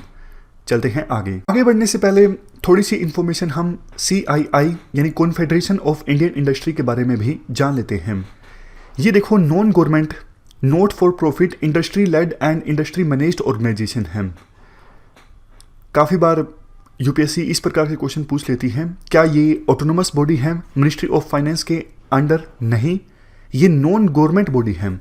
इसको इस्टेब्लिश किया गया था 1895 में, बहुत पुरानी बॉडी है। क्या काम है इसका? ये देखो हमारे देश में ऐसा इन्वायरमेंट क्रिएट करने की कोशिश करती है जिससे देश में डेवलपमेंट आए। पार्टनरशिप इस्टेब्लिश करती है इंडस्ट्री, गवर्नमेंट, सिविल सोसाइटी, इन सब के बीच एडवाइजरी और कंसल्टेटिव प्रोसेस की सहायता से। चलते हैं आगे। Next article Hubli Ankola railway line project से संबंधित है। आप इस मैप को देखिए, यहाँ पर है हुबाली और ये है अंकोला, और ये लाल रंग की रेलवे लाइन प्रपोज्ड है जिसकी टोटल लेंथ है 164.4 किलोमीटर। लेकिन देखो काफ़ी प्रोटेस्ट हो रहा था इस रेलवे लाइन को लेके, क्योंकि जिस रीजन से ये रेलवे लाइन पास होकर गुजरेगी यहाँ पर डेंस फॉरेस्ट है। 2 प्रोटेक्टेड एरियाज है यहाँ पर, एक काली टाइगर रिजर्व, दूसरा बेदिथी कंजर्वेशन रिजर्व। ये दोनों जो हैं वेस्टर्न घाट का पार्ट हैं। तो लोकल एक्टिविस्ट ने काफ़ी विरोध किया कि आप ये रेलवे लाइन मत इस्टेब्लिश कीजिए हुबाली से लेके अंकोला के बीच, क्योंकि इससे बायोडाइवर्सिटी को बहुत ज़्यादा नुकसान पहुंचेगा। इवन जो state board of wild life है उन्होंने भी मना किया था कि नहीं, ये रेलवे लाइन नहीं इस्टेब्लिश की जानी चाहिए। बट देखो अब कर्नाटका के CM ने इस प्रोजेक्ट को अप्रूवल दे दिया है। तो थोड़ा सा हम काली टाइगर रिजर्व के बारे में डिस्कस कर लेते हैं। ये देखो कर्नाटक में है, 2 इम्पोर्टेंट प्रोटेक्टेड एरियाज से मिलकर बना है काली टाइगर रिजर्व, एक दांदेली वाइल्ड लाइफ सेंचुरी और दूसरा अंसी नेशनल पार्क। यहाँ पर most deciduous and semi evergreen forest हैं और बीच बीच में एवरग्रीन फॉरेस्ट के पैचेस भी हैं। फोना कौन सा मिलता है यहाँ पर? यहाँ पर देखो tiger, leopard, elephant, bison, wild dog, sambar, spotted deer, sloth bear, wild boar, Hanuman langur जिसे ग्रे लंगूर के नाम से भी जाना जाता है, बोनट, मैकक, वैराइटीज़ ऑफ रेप्टाइल्स, मतलब रेप्टाइल्स की काफ़ी सारी वैराइटीज़ और बर्ड्स की भी काफ़ी सारी वैराइटीज़ मिलती हैं काली टाइगर रिजर्व में। चलते हैं आगे। नेक्स्ट आर्टिकल लिगेसी वेस्ट के बारे में है। क्या कंटेस्ट है? नेशनल ग्रीन ट्रिब्यूनल ने एक कमेटी को डायरेक्शंस दी हैं कि आप पता लगाइए, एसेस कीजिए कि दिल्ली में कहाँ कहाँ पर लिगेसी वेस्ट है और इन्वायरमेंट को कितना नुकसान पहुंचाया जा रहा है उस लिगेसी वेस्ट के द्वारा। जिस कमेटी को डायरेक्शंस दी गई हैं NGT के द्वारा ये पता लगाने के लिए कि लिगेसी वेस्ट के द्वारा इन्वायरमेंट को कितना नुकसान पहुंचाया जा रहा है, उसे एसेस कीजिए। इस कमेटी में काफ़ी सारी ऑर्गेनाइजेशंस के रिप्रेजेंटेटिव हैं, जैसे central pollution control board, national environmental engineering research institute और IIT दिल्ली। तो मेन जो हमारा ये आर्टिकल में हमें जानना है वो ये है कि लिगेसी वेस्ट होता क्या है और कैसे लिगेसी वेस्ट को डिकम्पोज किया जा सकता है या फिर डिस्पोज किया जा सकता है। देखो लिगेसी वेस्ट वो वेस्ट होता है जिसे इकट्ठा कर लिया गया है लेकिन उसको छोड़ के रखा हुआ है पिछले काफ़ी समय से, काफ़ी सालों से। जो अनुपजाऊ भूमि होती है यानी बैरन लैंड, एक ऐसा लैंड जहाँ पे खेती नहीं हो सकती, उपजाऊ क्षमता नहीं है उस भूमि की, वहाँ पर वेस्ट को इकट्ठा करके डाल दिया गया है और काफ़ी सालों से वो जो वेस्ट है वहीं पर पड़ा है। जैसे दिल्ली में गाजीपुर एक जगह है, वहाँ पे कूड़े का पूरा पहाड़ इकट्ठा हो जाता है। आपको याद होगा कि कूड़े के पहाड़ में आग लगने की भी खबरें आई थी, क्योंकि मीथेन निकलती रहती है और आग लग गई थी। तो वहाँ पे जो वेस्ट है वो देखो पिछले काफ़ी समय से है, 2 साल से, 3 साल से, 4 साल से। तो ऐसे वेस्ट को कहा जाता है लिगेसी वेस्ट। मतलब इकट्ठा कर लिया म्युनिसिपल बॉडीज ने, लेकिन उस वेस्ट को इकट्ठा करके डिस्पोज नहीं किया गया, बस वहां पे डाल दिया गया और पिछले काफी सालों से वो वेस्ट वहीं पर है। और इससे देखो बहुत सारे नुकसान हो जाते हैं। एक तो काफी सारी आपकी जो जगह है वो ऑक्यूपाइड है, क्योंकि वो वेस्ट पिछले काफी सालों से वहीं पर पड़ा हुआ है। दूसरा, कई तरह के pathogens, for example virus, bacteria, मच्छर, वो वहां पर पनपते हैं, उस वेस्ट में बदबू आती रहती है। और लीचे भी जनरेट होता है। लीचे मतलब आपने देखा होगा जहां पे कूड़ा करकट पड़ा होता है, कुछ समय बाद उस कूड़े से एक लिक्विड निकलने लगता है, उस लिक्विड को कहा जाता है लीचे। यहां पर नीचे डेफिनेशन दी भी हुई है। एक ऐसा लिक्विड जो जनरली रिसता रहता है, निकलता रहता है गार्बेज से या फिर वेस्ट से, उसे कहा जाता है लीचे। इसके अलावा देखो ग्रीन हाउस गैसेस भी जनरेट होती रहती हैं ऐसे वेस्ट से, और काफ़ी बार आग भी लग जाती है। तो इन सब रीजंस की वजह से ऐसे वेस्ट को डिस्पोज करना बहुत ज़्यादा ज़रूरी है, क्योंकि इन्वायरमेंट को बहुत ज़्यादा नुकसान पहुंचता है। इसीलिए एनजीटी ने डायरेक्शंस दी हैं कमेटी को कि आप पता लगाइए कि किस प्रकार से ये जो लिगेसी वेस्ट है वो इन्वायरमेंट को नुकसान पहुंचाता है। अब देखो आर्टिकल में एक बात ये बोली जाती है, बायोमाइनिंग मेथड की सहायता से ऐसे वेस्ट को डिस्पोज किया जा सकता है। यह राय दी गई है सेंट्रल पोल्यूशन कंट्रोल बोर्ड के द्वारा।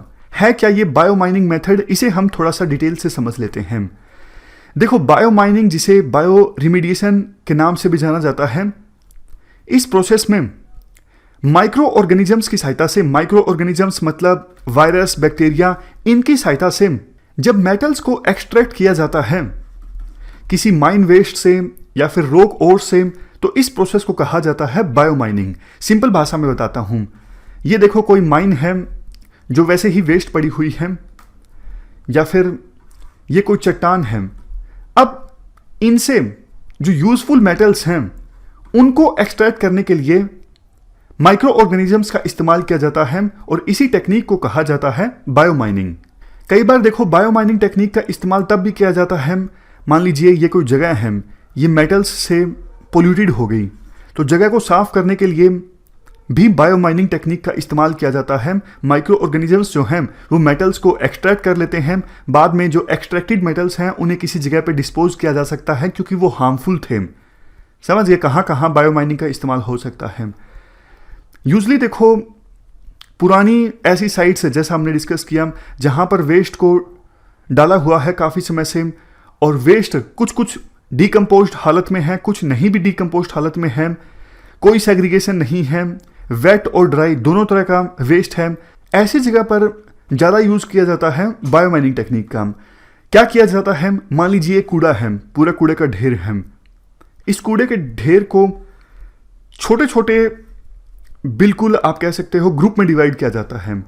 समझ गए, ये सारा कूड़ा था, इसको छोटे छोटे पार्ट्स में डिवाइड किया गया। इससे होगा क्या, हवा निकल जाएगी, और जो पानी होगा, यानी जो लिक्विड जिसकी हमने बात की थी, लीचे जो निकलता है कूड़े से, वो भी निकल जाएगा। उसके बाद माइक्रो ऑर्गेनिजम्स का स्प्रे किया जाएगा इन छोटे छोटे कूड़ों के ढेरों से, और इन्हें डिकम्पोज किया जाएगा। तो ये हमने बात की किस प्रकार से बायोमाइनिंग का इस्तेमाल किया जा सकता है लिगेसी वेस्ट को डिकम्पोज करने के लिए। चलते हैं आगे। नेक्स्ट आर्टिकल साइबेरियन आइबेक्स के बारे में है। क्या कंटेस्ट है? देखो हिमालयन जो आइबेक्स हैं वो साइबेरियन आइबेक्स से अलग स्पीसीज हैं। ये जूलॉजिकल सर्वे ऑफ इंडिया के साइंटिस्ट ने अपनी एक स्टडी में पाया है। मैं फिर से बोलता हूँ, साइबेरियन आइबेक्स हिमालयन आइबेक्स से अलग है। पहले दोनों को अलग अलग स्पीसीज नहीं माना जाता था, लेकिन जूलॉजिकल सर्वे ऑफ इंडिया ने अपनी एक स्टडी में पाया है दोनों एक स्पीसीज नहीं है, ये दोनों अलग अलग स्पीसीज हैं। स्टडी को फंड किया गया था national mission on Himalayan studies के थ्रू, और ये जो मिशन है इसको इम्प्लीमेंट किया जा रहा है ministry of environment, forest and climate change के द्वारा। तो पहले हम साइबेरियन आइबेक्स के बारे में बेसिक जानकारी डिस्कस कर लेते हैं, उसके बाद हिमालयन आइबेक्स के बारे में भी थोड़ा सा जानेंगे। साइबेरियन आइबेक्स, देखो ये जंगली बकरी की एक स्पीसीज है, वाइल्ड गोट की एक स्पीसीज है। हैबिटेट काफ़ी ज़्यादा डाइवर्स है, मतलब अलग अलग इलाकों में ये बकरी रहती हैं, जैसे cold desert, rocky outcrop, steep terrain, highland flat, mountain ridges या फिर लो माउंटेन्स और फुट हिल्स। ये सारे हैबिटेट हैं इस बकरी के। आईयूसीएन की रेड लिस्ट में लीस्ट कंसर्न कैटेगरी में आती है। और अगर इलाकों की बात करें कौन कौन से देशों में मिलती है ये बकरी, मंगोलिया के अलावा एटलई माउंटेन्स, हंगई, गोबी एटलई, हुरुख माउंटेन रेंजेस, सायन माउंटेन्स जो रशिया के पास हैं, इसके अलावा ट्रांस एटलई गोबी के छोटे छोटे माउंटेन्स में भी इस बकरी की छोटी छोटी संख्या देखी जा सकती है। और एशिया की पर्टिकुलरली हम बात करें 500 से लेके 6700 मीटर्स की ऊंचाई पर यह बकरी मिलती है। इंडिया में, तजाकिस्तान में, मंगोलिया, पाकिस्तान, साउदर्न साइबेरिया और चाइना। इंडिया की बात करें तो इंडिया में लद्दाख, जम्मू एंड कश्मीर, हिमाचल प्रदेश में सतलुज रिवर तक इस बकरी को देखा जा सकता है। देखो यूपीएससी क्वेश्चन इस प्रकार से पूछती है, क्या ये जो बकरी है वो सिर्फ इंडिया में मिलती है? जैसे राइनोस के बारे में यूपीएससी ने ये पूछा था, क्या वन हॉर्न राइनो सिर्फ इंडिया में मिलते हैं? ये 2019 का क्वेश्चन है, समझ गए? तो मतलब अगर आपको ये लगे कि इतने सारे देशों के नाम याद रखना जरूरी है या फिर नहीं है, कम से कम एक नज़र मार लेते हो तो आपके दिमाग में इम्प्रिंट हो जाता है कि हाँ काफ़ी सारे इलाकों में ये बकरी मिलती है। तो ये नॉलेज भी बहुत जरूरी होती है ऑप्शंस को एलिमिनेट करने के लिए, समझ गए?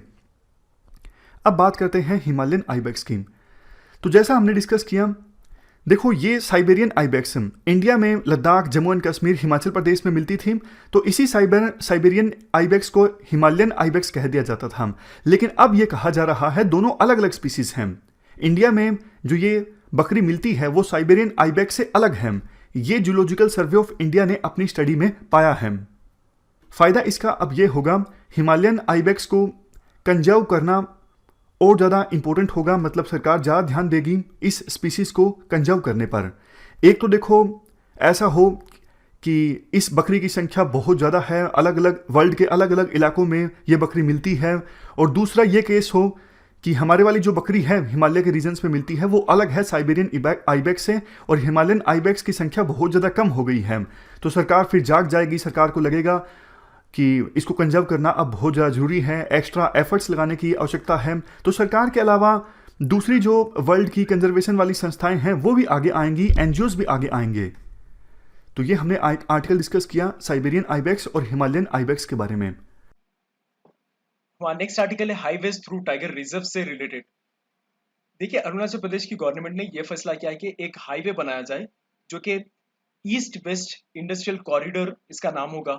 40 किलोमीटर एलिवेटेड स्ट्रेच्ड होगा ये, और ये पक्के टाइगर रिजर्व्स को कट करता हुआ गुजरेगा। ये आज भी जितने भी हाईवेज बने हुए हैं तकरीबन ऑलमोस्ट ये सैंक्चुरी से, अगर नेशनल पार्क से या रिजर्व से, तो इन लोगों को कट करते हुए जाते हैं। इससे बहुत सारे नुकसान होते हैं, इकोसिस्टम एक खराब हो जाता है। NH44 आपने देखा होगा, NH44 नॉर्थ को साउथ से कनेक्ट करता है, यानी श्रीनगर को कन्याकुमारी से कनेक्ट करता है, जो कि ये पार्क्स को कट करता है। कन्हा, सतपुरा, पेंच, बंधवगढ़, पन्ना टाइगर रिजर्व, ये सबको कट करता हुआ ये हाईवे जा रहा है। सिमिलरली NH6 इंडिया का सेकेंड लॉन्गेस्ट हाईवे है ये सूरत को कोलकाता से कनेक्ट करता है, और ये भी मेलघाट, बोर, नगजीरा, सिमलीपाल टाइगर रिजर्व को कट करते हुए जा रहा है। इसके अलावा भी 7 other national parks and sanctuary से। IUCN ने टाइगर का जो स्टेटस दिया रखा है वो है एंडेंजर्ड। अब ये हाईवे बनने से टाइगर्स को नुकसान होगा, क्योंकि जो पक्के टाइगर रिजर्व से वहां पे ज्यादातर टाइगर्स होते हैं। इनके अलावा जो फौना होते हैं यहाँ पे, फौना यानी एनिमल्स, वो बंगाल टाइगर है, इंडियन लेपर्ड है, clouded leopard, hornbill, Asiatic jackal, barking deer, elephant, gaur, ये सब होते हैं। पक्के टाइगर रिजर्व सराउंडेड है वेस्ट एंड नॉर्थ में कमेंग रिवर से, और इसके ईस्ट में आता है पक्के रिवर। अरुणाचल प्रदेश की एक डिस्ट्रिक्ट है पक्के केसंग, वहां पे देखने को मिलेगा पक्के टाइगर रिजर्व, इसको पखुई टाइगर रिजर्व भी कहते हैं। हैबिटेट टाइप देखिए किस तरह से है यहाँ का। ये रीजन का हैबिटेट है लो land semi evergreen, evergreen forest यहाँ पे है, और इसके अलावा ईस्टर्न हिमालयाज के ब्रॉडली फॉरेस्ट भी होते हैं यहाँ पे। नेक्स्ट आर्टिकल हमारा है ultra mega renewable energy parks. Ministry of new and renewable energy ने ये डिसाइड किया है कि या एक से ज्यादा ultra mega renewable energy parks को सेटअप करेंगे, जिसकी कैपेसिटी होगी 50 गीगावाट्स, जो कि गुजरात और राजस्थान में सेटअप किए जाएंगे। गुजरात और राजस्थान के दो प्लेसेस को ऑलरेडी आइडेंटिफाई कर चुके हैं, जिसमें से गुजरात का खाबाड़ा रीजन है और राजस्थान का जैसलमेर रीजन है, जिनमें 25,000 मेगावाट्स के प्लांट्स लगाए जाएंगे और लैंड अवेलेबल कर दी जाएगी, अगरचे के कोई solar wind hybrid plant setup करेगा। मिनिस्ट्री से क्लियरेंस भी मिलेगी। मिनिस्ट्री यहाँ पे जो है वो डिफेंस मिनिस्ट्री है, और वेरियस स्टेट गवर्नमेंट इसका समाधान करेंगे, वेलकम करेंगे और इसको क्लियरेंस देंगे। वेरियस स्टेट गवर्नमेंट्स यानी गुजरात गवर्नमेंट और राजस्थान गवर्नमेंट यहाँ पे लगने वाला है। इसीलिए about ultra mega renewable energy power parks UMREPPs, ये ministry of new and renewable energy का एक प्रोजेक्ट है, जो कि सोलार पार्क स्कीम चला रहा है ये ऑलरेडी। उसके अंदर UMREPPs भी डेवलप किया जाएगा। इसका मेन एम ये होगा कि एक पॉइंट से दूसरे पॉइंट पे एनर्जी को ट्रांसमिट करवाना। इसके अलावा सिमिलर इनिशिएटिव्स ले रखे हैं हमने ultra mega solar power projects करके। इसका एम ये है कि 25 सोलार पार्क्स को सेटअप किया जाएगा, और ultra mega solar power projects में ये होगा कि 500 से 1000 मेगावाट्स के प्लांट्स लगाए जाएंगे ये प्रोजेक्ट के अंतर्गत, जिसको टारगेट क्या है अराउंड 20,000 मेगावाट्स के solar power with in the span of 5 years, यानी जो कि 2014 से 15 स्टार्ट हो रहा है, 2019 से 20 तक इसको इंस्टॉल कर दिया जाएगा। ये ऑलरेडी इनिशिएटिव रन हो रहा है हमारा। एनर्जी ग्रीन एनर्जी कॉरिडोर क्या है ये देख लें आप। ग्रीन एनर्जी कॉरिडोर ये प्रोजेक्ट एम करता है रिन्यूएबल एनर्जी के जनरेशन को। से फॉर एग्जांपल ये पॉइंट पे एनर्जी जनरेट हो गई है, फिर दूसरे पॉइंट पे ये एनर्जी को कैसा ट्रांसमिशन करना है। अगर ये point with in the state है तो ये कहलाता है इंट्रा स्टेट ट्रांसमिशन। अगर ये स्टेट के बाहर है तो ये कहलाता है inter state transmission infrastructure. Next article हमारा है treatment of waste water. Treatment of waste water मतलब वेस्ट वाटर को ट्रीट करना, फिर से अच्छा बनाना और यूज के लिए लेना है। रिसेंटली एक स्टडी रिलीज की गई थी United Nations university institute for water ने, एनवायरनमेंट एंड हेल्थ में, ठीक है, ये पूरा एक ही नाम है, जो कि किस तरह से ट्रीट कर सकते हैं हम वेस्ट वाटर, ये बता रहे हैं। क्यों जरूरी है हमें वेस्ट वाटर को ट्रीट करना, क्योंकि हमारे ऑलरेडी गोल्स है, टारगेट से सस्टेनेबल डेवलपमेंट गोल्स, जो कि हमको 2030 तक मीट करना है, ठीक है। तो ये और जल्दी से होगा अगर हम वेस्ट वाटर मैनेजमेंट को अच्छे से कर सकें। रिपोर्ट्स के और फाइंडिंग ये बताते हैं कि वर्ल्ड में हर साल 380 trillion litre waste water generate होता है, लेकिन 2050 चलते चलते इसके नंबर्स कुछ 51% तक राइज हो जाएंगे। 574 ट्रिलियन लीटर जनरेट करेगा पूरा वर्ल्ड हर साल में। वेस्ट वाटर में देखिए आप न्यूट्रिएंट्स पाए जाते हैं, नाइट्रोजन, फास्फोरस, पोटेशियम। ये एनपीके आप कहाँ सुने, ये एनपीके ये फर्टिलाइजर्स में यूज किया, फर्टिलाइजर्स जैसा यूज करते हैं एग्रीकल्चर फील्ड्स में। अगर हम इस तरह से वेस्ट वाटर को फिर से वापस दोबारा यूज करते हैं तो हम 30.4% जो ग्लोबल डिमांड है फर्टिलाइजर प्रोड्यूस करने की, उसको मीट कर सकेंगे। About United Nations university INWEH, ये एक थिंक टैंक है ऑन वाटर। यूनाइटेड नेशन का थिंक टैंक है जो वाटर के मैनेजमेंट के बारे में बताता है। NITI Aayog composite water management index release करता है, जहां पे India is facing one of its major and most serious water crisis. ये इंडेक्स के हिसाब से इंडिया में वाटर क्राइसिस की प्रॉब्लम्स होने वाली है और वाटर सप्लाई का डिमांड है ना बहुत बढ़ जाएगा बाई 2030। अब जब ये बढ़ रहा है तो वेस्ट वाटर मैनेजमेंट करने से हम 80% ऑफ वाटर सप्लाई को कम कर सकते हैं। अब तक इनिशिएटिव क्या लिए हम वेस्ट वाटर मैनेज करने के लिए? इनिशिएटिव नीति आयोग ने ये लिया था कि वेरियस स्टेट्स को रैंक प्रोवाइड करेंगे अगर ये वाटर ट्रीटमेंट कैपेसिटी अच्छा करते हैं। तो ये पैरामीटर देखा जाएगा, वाटर ट्रीटमेंट कैपेसिटी कितनी कर रहे हैं उसके आधार पे इनको रैंक प्रोवाइड किया जाएगा। ये देखिए आप, कॉम्पिटिटिव फेडरलिज्म जो नीति आयोग बनाई इसलिए था कि कॉम्पिटिटिव फेडरलिज्म को प्रमोट करे, ये एक काम कर रहा है। यहाँ पे स्टेट्स को रैंक मिलने से स्टेट्स में कंपटीशन बढ़ जाएगा कि यहाँ पे वाटर ट्रीटमेंट अच्छा है, मेरा पड़ोस वाला स्टेट इतना अच्छा कर रहा है तो मैं क्यों नहीं कर सकता। इस तरह से कंपटीशन स्टार्ट होगा। सिमिलरली नेशनल पॉलिसी है faecal sludge and septage management में, जो कि इंप्लीमेंट की जाएगी Swachh Bharat mission, AMRUT and smart city mission के अंतर्गत। एंड गवर्नमेंट ने सेंटर ऑफ एक्सीलेंस सेटअप करने की बात की है, जो कि decentralised waste water management area में किया जाएगा, जो कि आईआईटी मद्रास में है। ऑलराइट, इसके अलावा नमामि गंगा प्रोग्राम हम रन कर रहे हैं ऑलरेडी, जो गंगा एक्शन प्लान के अंतर्गत आता है, जो कि लॉन्च किया गया था कि कंजर्वेशन और रिजुनवेशन करना है दो रिवर्स का। एक तो गंगा हो गई, एक यमुना, इसको रिस्टोर करना है, यमुना को फिर से रिजुनवेट करना है, पूरा पोल्यूशन हटा देना है वहां का। ये मेन मकसद था नमामि गंगा प्रोग्राम का। नेक्स्ट आर्टिकल हमारा है Indian scientific expedition to the southern ocean 2020। Southern ocean is nothing but Antarctic ocean. यहाँ पे एक्सपीडिशन लीड किया गया जो कि 11th वाला है। पहला एक्सपीडिशन 2004 में हुआ था, जो कि पायलट एक्सपीडिशन था।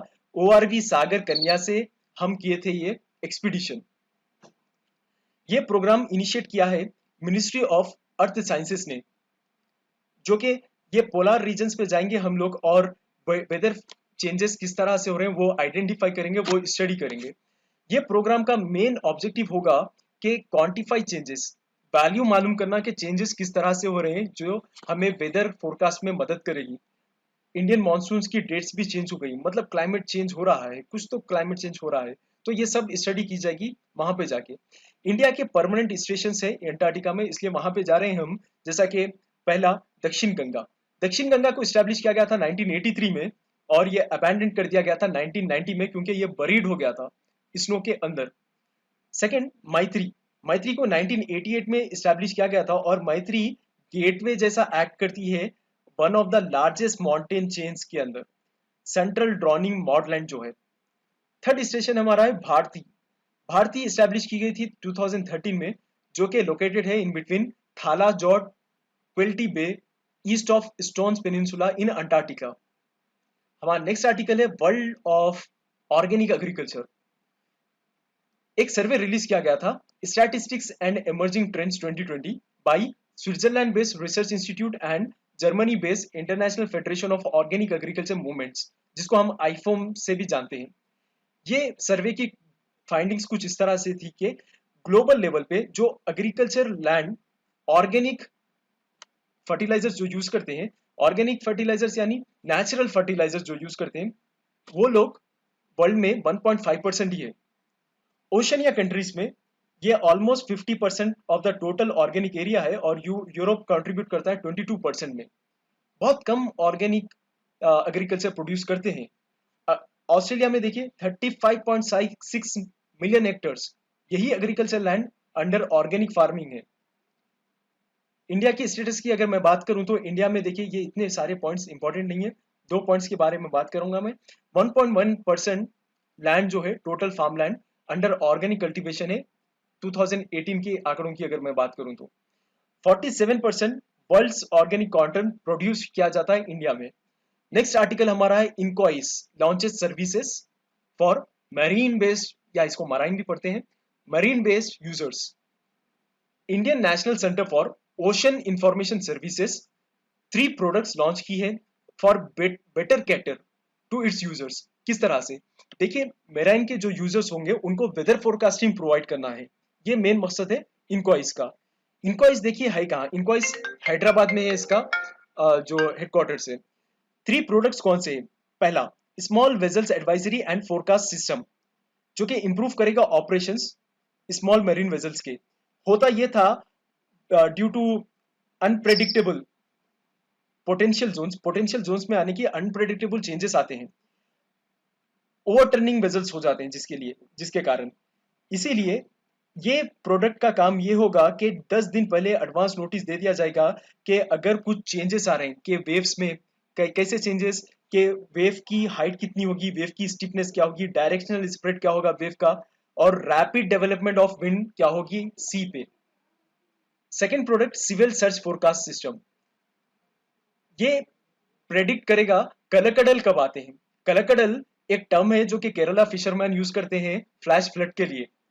कभी कभार कलकडल को सुनामी जैसा प्रेडिक्ट किया जाता है, लेकिन सुनामी अलग है। सुनामी है क्या, अगर वाटर बॉडी में अर्थक्वेक आता है तो ये सुनामी होता है। फ्लैश फ्लड क्या है, एकदम वेव्स है ना तेजी से आते हैं, ये फ्लैश फ्लड है। फिशरमैन डर जाते थे कि ये सुनामी तो ना है, तो ये कलकडल जैसा नाम भी दिए थे। ये सबको प्रेडिक्ट किया जाएगा स्वेल सर्च फोरकास्ट सिस्टम ने। अलगाल ब्लूम इंफॉर्मेशन सर्विस ABIS, ये देखिए ये क्या है, ये स्पेशियो टेम्पोरल अकरेंस के बारे में बात करेगा और किस तरह से फाइटोप्लैंक्टन्स ब्लूम्स स्प्रेड करते हैं। ब्लूम हॉटस्पॉट्स देखिए, पहला नॉर्थ ईस्ट अरेबियन सी में, कोस्टल वाटर्स ऑफ केरला में है, गल्फ ऑफ मन्नार में है। गल्फ ऑफ मन्नार कहाँ पे है, श्रीलंका और इंडिया के बीच में यहाँ पे आता है। कोस्टल वाटर्स ऑफ गोपालपुर जो कि ओडिशा में, ये सब ब्लूम हॉटस्पॉट्स है। यहाँ पे देखिए ब्लूम हॉटस्पॉट्स होने की वजह से एक ओशन बॉडी में एक कवर जैसा हो जाएगा, जिसके कारण रेस्पिरेटरी प्रॉब्लम्स होते हैं फिशरीज को। इनक्वाइस देखिए कहां पर है, इनक्वाइस एक ऑटोनोमस ऑर्गेनाइजेशन है जो मिनिस्ट्री ऑफ अर्थ साइंसेस के अंतर्गत काम करती है। इसको एस्टैब्लिश किया गया था 1999 में, हैदराबाद में ही ये। और ये एक यूनिट भी है अर्थ सिस्टम साइंस ऑर्गेनाइजेशन की, जो कि न्यू दिल्ली में है। ये इंफॉर्मेशन प्रोवाइड करती है कि सोसाइटी को किस तरह से सावधान किया जाएगा वेदर फेनोमेनन से, और इंडस्ट्रीज को, गवर्नमेंट एजेंसीज को ओशन के रिलेटेड इंफॉर्मेशन देती है और एडवाइस भी देती है कि किस तरह से काम करना चाहिए, जो कि मदद करता है इंप्रूव करने में सिस्टमेटिक एंड फोकस रिसर्च। तो इस डिस्कशन में फिलहाल इतना ही है। Thank you very much for discussion.